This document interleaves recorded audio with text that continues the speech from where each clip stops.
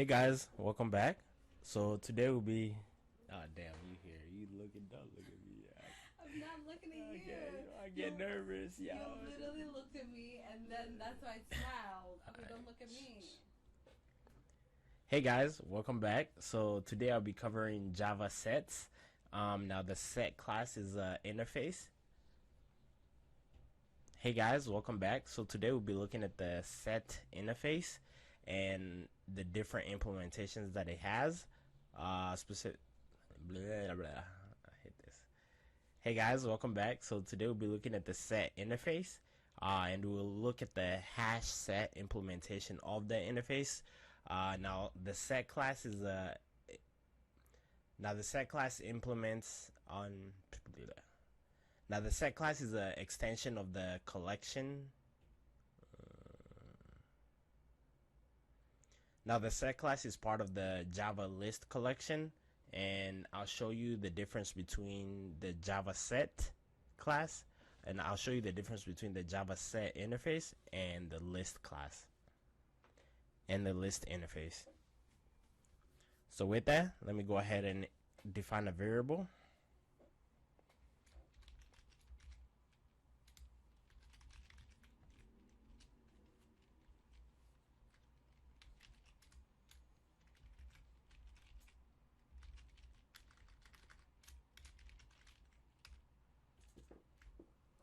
And now let me import the class. And as you can see, similar to the map and the list interface, they both come from the java.util package. So let's go ahead and click into it. And if you look at the definition, it's public interface set, and it extends the collection. And if you remember right, the list interface also extended the collection. So now I'll go ahead and initialize this. So now I'll go ahead and initialize this variable with an implement with a class that actually implements the set.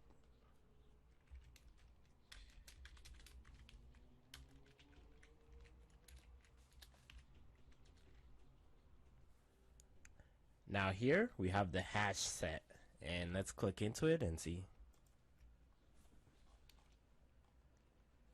As you might have already guessed, the definition implements the set class.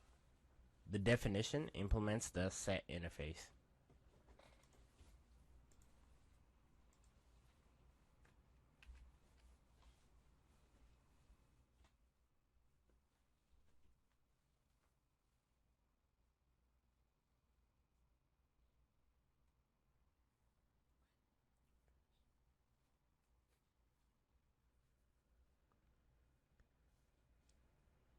So now I'll go ahead and add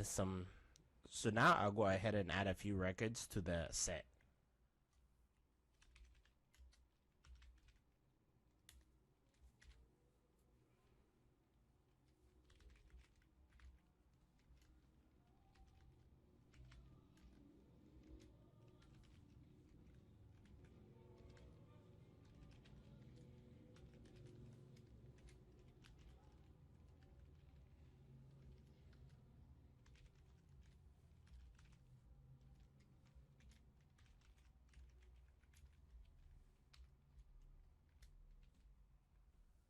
Okay, so now if you note here,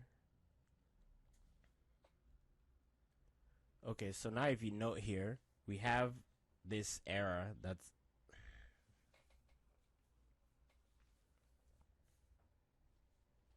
So now if you note here, IntelliJ is indicating that something's wrong here with whenever we add the duplicate values.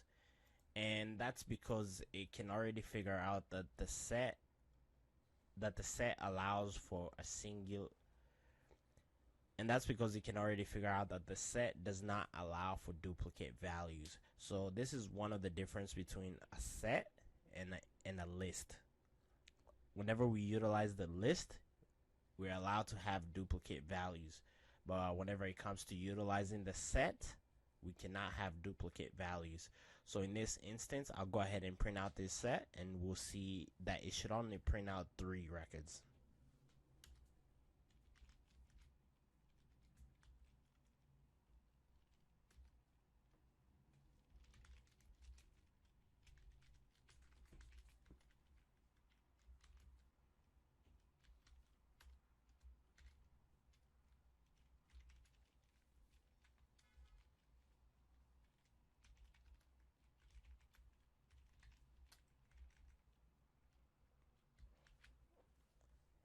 Now, this is syntax you might not have seen before. This allows me to, what this is gonna do is it will grab the first item from the list, and second and third, all the way until it gets to the last item of the list. So here the value, I'm saying the value that we're grabbing from the list, the type, which is string, and I'm just calling it item, and then I'm printing out that item. So with that, let's go ahead and run this.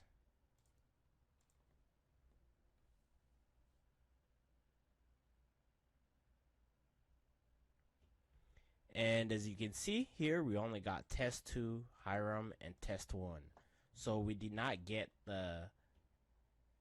so it did not print out two test1 values.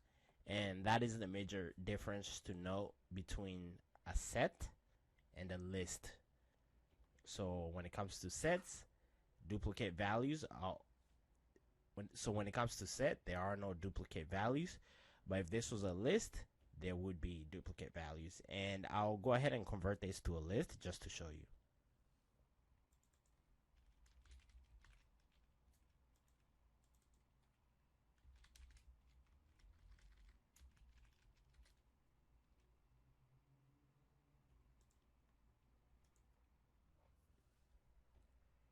One thing to note is we have the .add method, and the reason we have that on the list and also on the set is because they both extend the collection class. And again, the collection class has that .add in here. So let's go ahead and find it.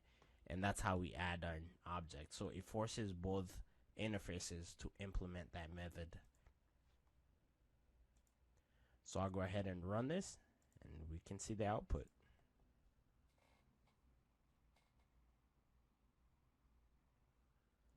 And as expected, we have all 4 data points whenever it comes to a list, because a list will allow for duplicate values. So with that, I'll end this here and see you next time.